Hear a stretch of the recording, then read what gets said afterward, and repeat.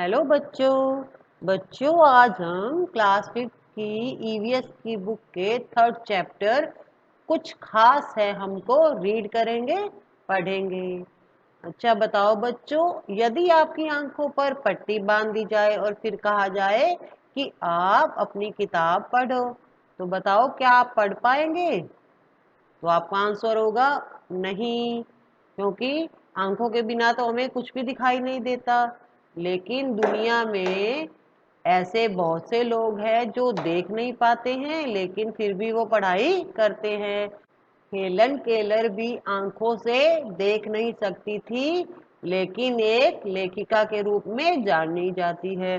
Helen Keller जब छोटी थी तो एक बार वो बहुत ज्यादा बीमार हो गई थी। बीमारी के कारण उसकी आंखों की रोशनी चली गई, लेकिन वो इतनी बहादुर थी, उसने हिम्मत नहीं हारी और एक दिन बहुत बड़ी लेखिका बन गई। तो बच्चों, जो क्वेश्चन आंसर है वो हम अगली वीडियो में करेंगे। आज हम सिर्फ चैप्टर को रीड करेंगे। तो आपको यह काम करना है, एक मोटे कपड़े के थैले में कुछ मिलती जुलती चीजें जैसे अलग अलग तरह के पेन, पेंसिल, स्केच पेन आदि रखने हैं एक बैग में, और अपने एक साथी को आंख बंद कर अपना हाथ थैली में डालकर कोई एक चीज पहचानने को कहना है। तो बारी बारी से सभी साथी एक एक चीज को पहचानने का प्रयास करें। तो ये काम आपको करना है। तो आपको बताना है आपने उन चीजों को कैसे कैसे पहचाना। तो आपने उन चीजों को छूकर पहचाना। हमारे वे साथी जो देख नहीं पाते, वे एक विशेष लिपि की सहायता से छूकर वर्णों को पहचानते हैं। इस लिपि को ब्रेल लिपि कहते हैं।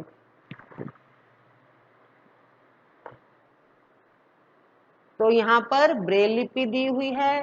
जिस तरह से हम इंग्लिश में अल्फाबेट पढ़ते हैं ना, ABCDEF, तो इस तरह से जो लोग देख नहीं सकते उनके लिए भी यही सेम अल्फाबेट्स होते हैं, लेकिन जो अल्फाबेट्स होते हैं वहां पर नीचे डॉट लगे होते हैं। आप देखिए, ए में एक बिल्कुल ऊपर बहुत बड़ा सा डॉट है और बाकी डॉट छोटे हैं।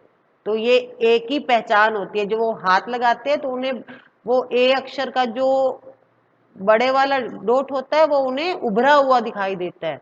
सॉरी, देख नहीं सकते, वो छूते हैं तो उन्हें पता चलता है कि ये ए है। फिर बी में 2 डॉट आते हैं, ऊपर नीचे बड़े बड़े होते हैं, बाकी छोटे छोटे होते हैं। अब देखिए, हर लेटर में 6 डॉट है। किसी में एक बड़ा है, किसी में 2, तो किसी में 3।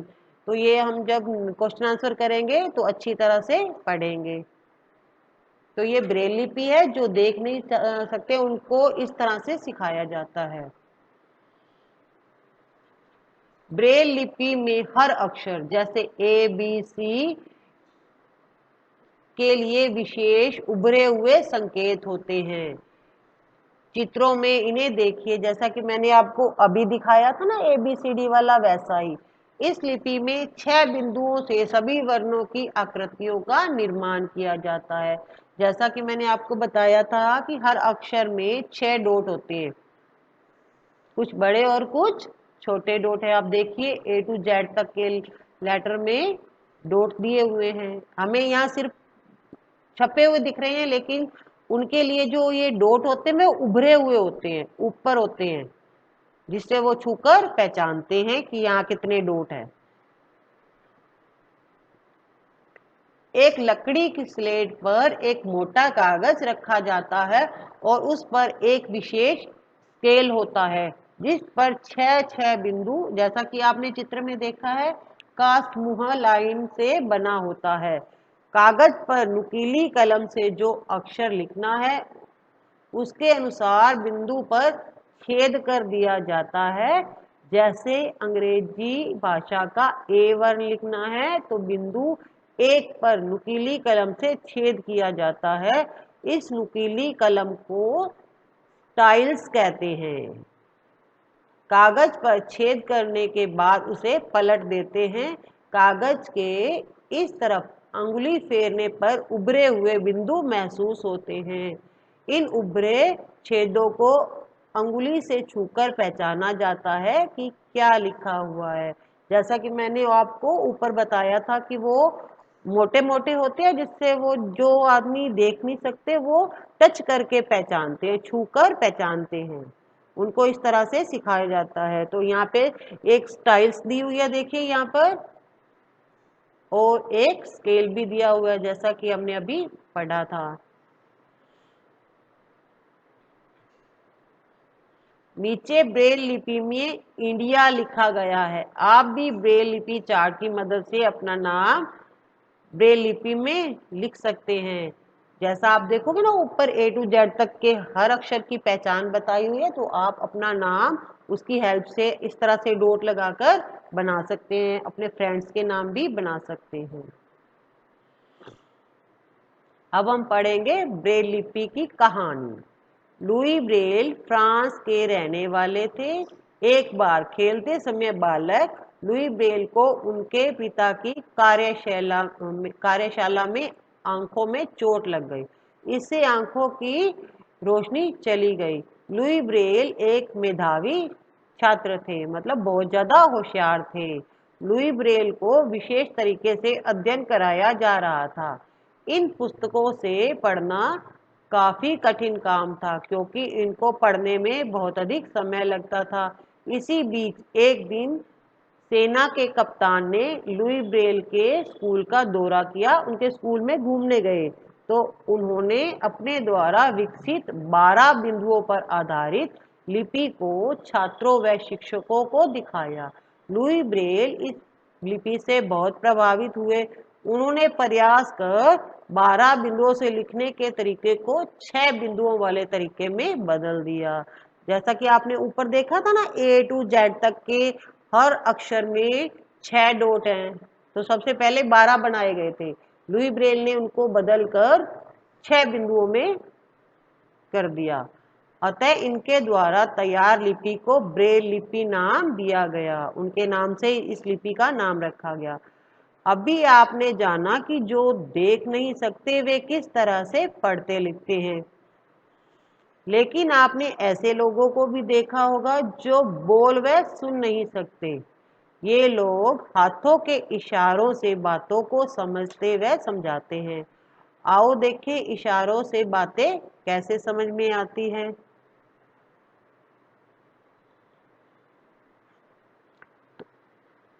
क्या बताया, क्या समझा। तो अब आपको क्या करना है, कक्षा में जितने बच्चे हैं आपके, उनको 2 समूह में बांट लेना है। एक समूह में एक साथी बिना बोले केवल हाथ के इशारों से निर्देश देवे, जैसे खड़े हो जाओ, इधर आओ, किताब खोलो आदि। और दूसरे समूह के साथी इशारों से दिए गए निर्देश अनुसार समझकर वह कार्य करें।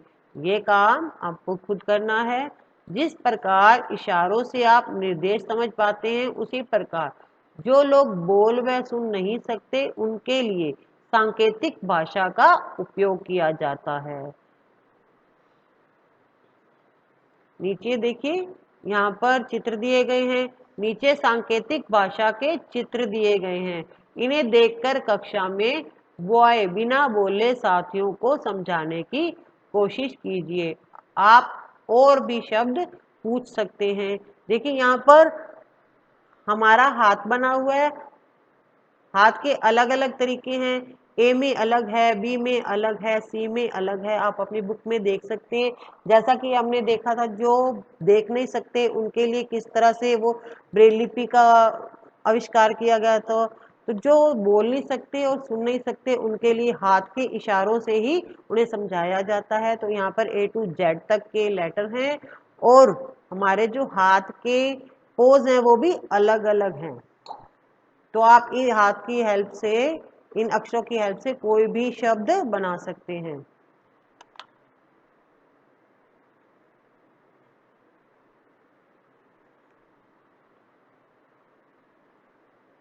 क्वेश्चन आंसर हम नेक्स्ट वीडियो में करेंगे। अब हम पढ़ेंगे सेरेब्रल पॉलिसी। जी हाँ, सेरेब्रल पॉलिसी, क्या आपने यह नाम सुना है? यह एक तरह की बीमारी है। इसमें मरीज के हाथ पांव वह सभी अंग ठीक होते हैं परंतु वे ठीक से काम नहीं करते। इस बीमारी का कारण मरीज के मस्तिष्क का उसके अंगों पर नियंत्रण नहीं होता है। जैसे उसके सामने रखी किताब को वो उठा नहीं सकते। वो समझ तो रहे हैं कि हमारे सामने किताब है, हमें उठानी है, लेकिन उनका मस्तिष्क उनके हाथों का साथ नहीं देता है, तो जिसके कारण वो बुक को उठा नहीं पाते। इस बीमारी में विशेष तरह का व्यायाम आवश्यक है। शारीरिक व्यायाम करने से धीरे धीरे मस्तिष्क का नियंत्रण शरीर के अंगों पर होने लग जाता है। इसी तरह बोलने व लिखने का अभ्यास कराने के लिए भी व्यायाम अलग से होता है। इससे धीरे धीरे व्यक्ति सामान्य होने लगता है। हालांकि वह हमारी तरह एकदम सामान्य गति से काम नहीं कर पाता, फिर भी काफी हद तक सुधार हो जाता है।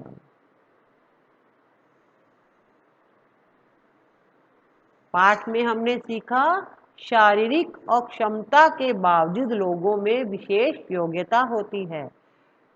वे लोग जो देख नहीं सकते वे ब्रेल लिपि से पढ़ते लिखते हैं, और वे लोग जो सुन बोल नहीं सकते वे सांकेतिक भाषा में बात करते हैं। स्टूडेंट, आज हमने चैप्टर को रीड किया है। अगली वीडियो में हम इसके क्वेश्चन आंसर करेंगे।